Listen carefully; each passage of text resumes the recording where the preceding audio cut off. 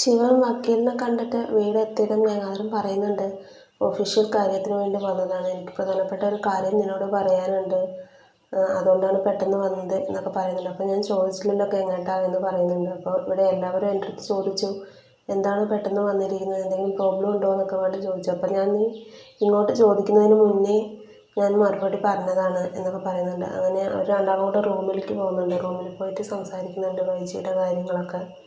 വൈജിയെ എങ്ങനെയെങ്കിലും അവിടെ എത്തിക്കണം, ബാലചന്ദ്രൻ്റെ വീട്ടിലെത്തിക്കണം, ഇവിടെ നമുക്ക് അടിച്ചിറക്കി വിട്ടാലോ എന്നൊക്കെ പറയുന്നുണ്ട്. ബാലചന്ദ്രൻ എന്നെ കാണാൻ വേണ്ടി വന്നിട്ട് സ്റ്റാലിൻ്റെ അഡ്രസ്സൊക്കെ മേടിച്ചിട്ട് പോയിട്ടുണ്ട്. അയാൾ സ്റ്റാലിനെ മീറ്റ് ചെയ്യും. അപ്പോൾ ശിവൻ പറയുന്നുണ്ട്, അത് നല്ല കാര്യമല്ലേ, അവളുടെ അച്ഛൻ്റെ അടുത്ത് ഏൽപ്പിക്കുകയല്ലേ, അതിനിടെ സെക്യൂരിറ്റി ഉറപ്പ് വരുത്തല്ലേ അയാൾ ചെയ്യുന്നത് എന്ന് പറയുന്നുണ്ട്. അപ്പോൾ അതിലൊരു കുഴപ്പമുണ്ട് ശിവ.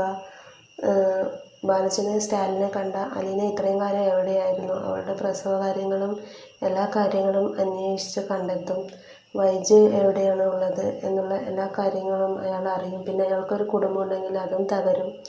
അവരുടെ മക്കളും ഭാര്യയും വെറുതെ ഇരിക്കും. അലീന അയാൾക്ക് കല്യാണത്തിന് മുമ്പ് ഒരു മകളുണ്ടായിരുന്നു എന്നറിയുമ്പോൾ ആ കുടുംബവും ചിന്നിച്ചെതറില്ലേ, അതൊക്കെ ഒരു പ്രശ്നമല്ലേ എന്നൊക്കെ പറഞ്ഞിട്ട് പറയുന്നുണ്ട്.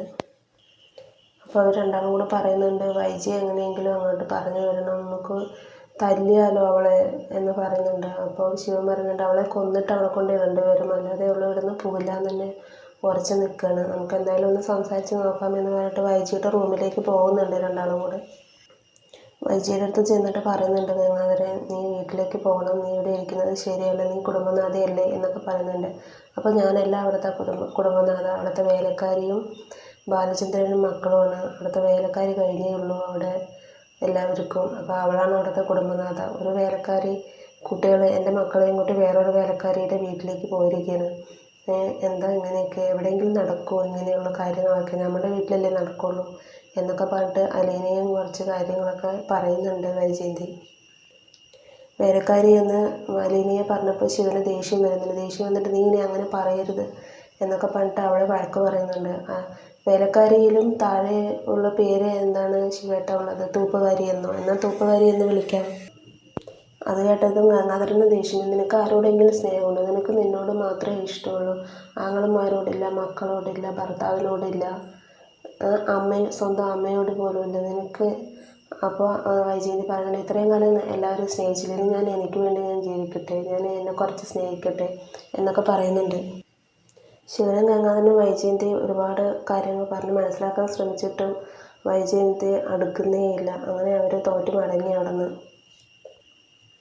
അലീനയും രോഹിയും ബാക്കി എല്ലാവരും രേവതിക്കുട്ടിയുടെ വീട്ടിൽ നിന്ന് പോകാൻ നിൽക്കുകയാണ്. അപ്പോൾ അവർക്കാണെങ്കിൽ അവിടെ നിന്ന് വരണമെന്നേ ഇല്ല. രേവതി പോകണ്ട എന്നൊക്കെ പറയുന്നുണ്ട്. പക്ഷേ അവരെ എങ്ങനെയെങ്കിലും വീട്ടിൽ കൊണ്ടാക്കട്ടെ എന്ന് അലീന പറയുന്നു. അവർ ഇത്രയും കാലം വീട്ടിലെ കാര്യങ്ങളൊന്നും അറിയാതെ ടെൻഷനൊന്നും ഇല്ലാതെ 2-3 ദിവസം ഇവിടെ ഇരുന്നില്ലേ, അതന്നെ വലിയൊരു കാര്യമാണ് എന്നൊക്കെ പറഞ്ഞിട്ട് അലീന പറയുന്നുണ്ട്. അതിനിടയ്ക്ക് രേവതി പറയുന്നുണ്ട്, ചിന്നമോളുടെ